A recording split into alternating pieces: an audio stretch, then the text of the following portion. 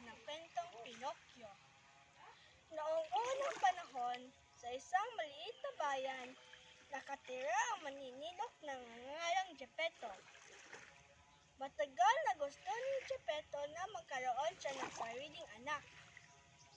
Umukit ng isang puppet sa hugis ng isang batang lalaki at pinangalan itong Pinocchio. At itinuring niya ito na tunay na anak. Isang sirko at toyland dahil sa maraming ting sa pamilihan sa bayan na hinanap siya ng kanyang amang si Geppetto pero hindi siya nakita. Kaya nalayag siya sa dagat at doong naghanap. At lumubog ang bangka dahil sa bagyo.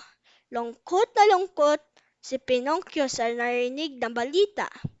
Agad niyang hinanap ang kanyang ama. Buti ang mensahe ng kwentong Pinocchio dahil ipinabatid ito na mahal tayo ng ating mga magulang at makinig palagi sa kanila at huwag silang susuwayin.